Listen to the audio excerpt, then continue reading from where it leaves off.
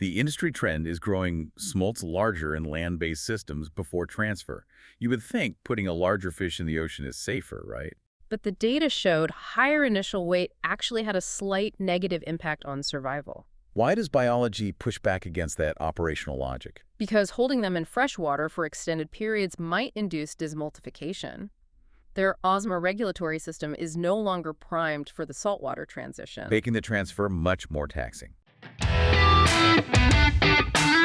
A whole new era of communication in the global aquaculture industry is coming. Now you have the brightest minds in aquaculture right in your pocket. And what's best? You can listen to all of them while driving to a farm, traveling, or running errands. It's never been this good, and it's never been this simple. Welcome to the Aquaculture Podcast Show, the first AI-based podcast in aquaculture, where you'll find cutting-edge insights in everything that's working in aquaculture, nutrition, health, and production. Inspired by the 2021 article titled Factors Associated with Baseline Mortality in Norwegian Atlantic Salmon Farming by Oliveira, Victor H.S. et al. Welcome to today's deep dive. We are really glad you could join us. Definitely. Today we are pointing our lens at a massive and incredibly complex challenge in the global seafood production system. Right. If you are managing large-scale aquaculture operations, formulating nutritional strategies, or running veterinary diagnostics, this is a data set you absolutely need to internalize. Oh, absolutely. The numbers here are just staggering. They really are. In 2019 alone, 50 million farmed Atlantic salmon were lost during their final sea phase in Norway. Yeah, and here's the catch with that number. There was no catastrophic algae bloom. Right. There was no single massive viral sweep making international headlines. It was just everyday loss. Exactly. So what actually causes this massive drain on inventory? To find out, we're looking at a 2021 study titled Factors Associated with Baseline Mortality in Norwegian Atlantic Salmon Farming. Authored by Victor Oliveira and his research team. Yeah. Feed formulation software is stuck in the past. Most tools haven't evolved beyond basic least cost optimization. A Diet Forge changes that. It's an AI-powered platform with nonlinear ingredient modeling for enzymes and additives, cost per gain and maximum profit optimization, and real-time collaboration like Google Docs for nutrition. Every recommendation is grounded in world-class research, built for modern nutritionists who need more than legacy desktop software can deliver. Work seamlessly with your team and optimize the way modern operations demand. Try dietforge.ai free today. Feed formulation, finally modernized. Okay, let's unpack this. What exactly do we mean by baseline mortality? Well, the study draws a very clear line. Extreme mortality is a sudden disaster, but baseline is the normal, expected loss. Right, which they define as 2% or less of the population per month. Exactly.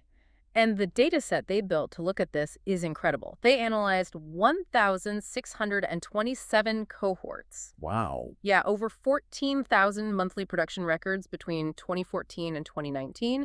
The average baseline loss was about 4.8 deaths per 1,000 fish every single month.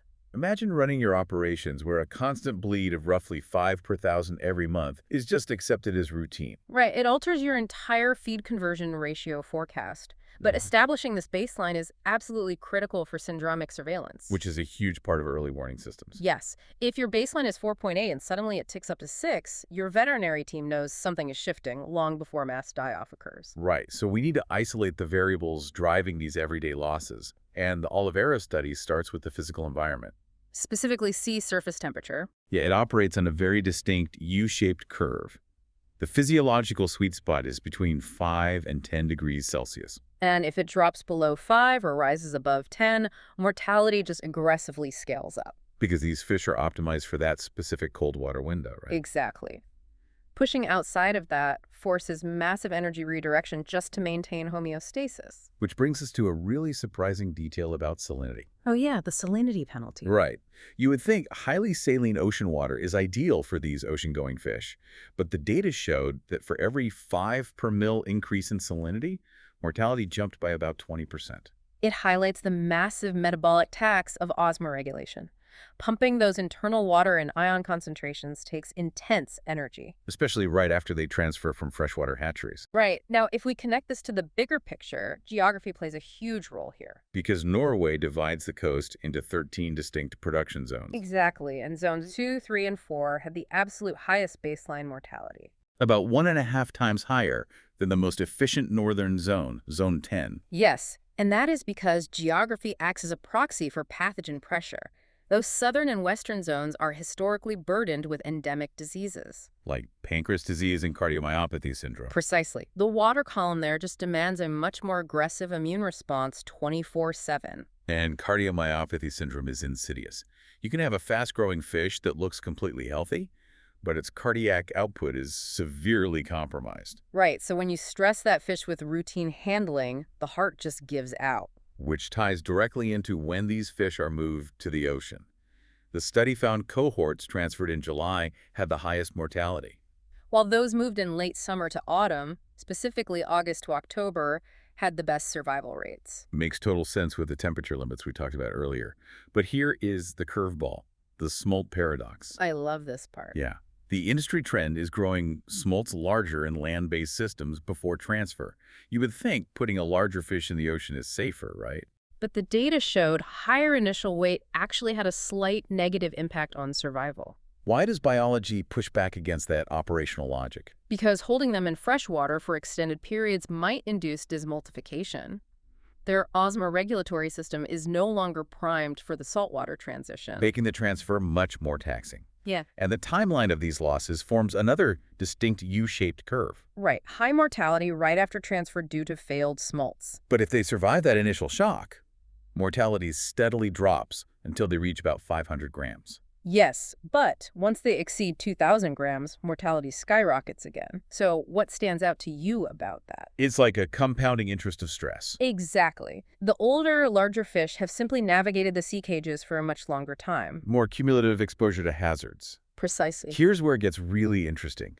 When the researchers isolated all these variables, the single most detrimental driver of baseline mortality wasn't a specific virus. No, it was the treatments used to manage marine parasites. Right, the sea lice dilemma. Historically, producers relied on medicinal baths to clear these infestations. But the parasites evolved resistance. Yes, which forced a dramatic industry-wide shift between 2014 and 2019 toward non-medicinal treatments to maintain regulatory compliance. Like temperature-based treatments, literally plunging cold water fish into baths of 28 to 34 degrees Celsius. Or physical removal methods like mechanical brushing. And the data shows these physical treatments almost double the mortality rate compared to leaving them untreated. The physical interventions required to manage the parasite are directly driving the baseline bottleneck. Because brushing strips away the protective mucus, opening them up to opportunistic microorganisms. And the sheer physical stress of the pumps causes fatal cardiac failure in fish already dealing with subclinical issues. It creates an incredibly difficult feedback loop for producers.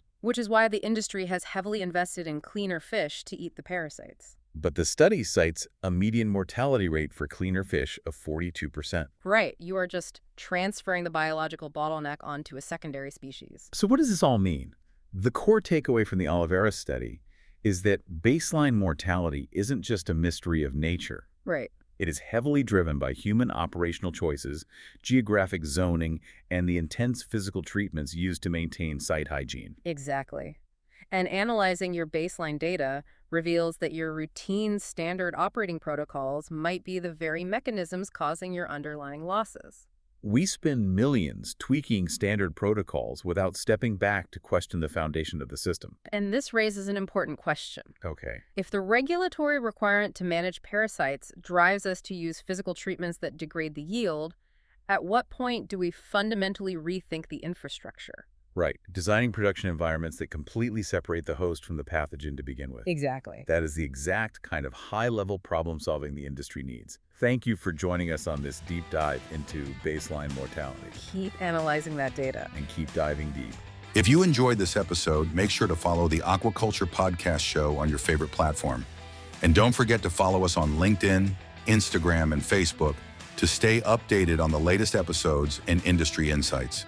Thanks for tuning in, and we'll catch you next time.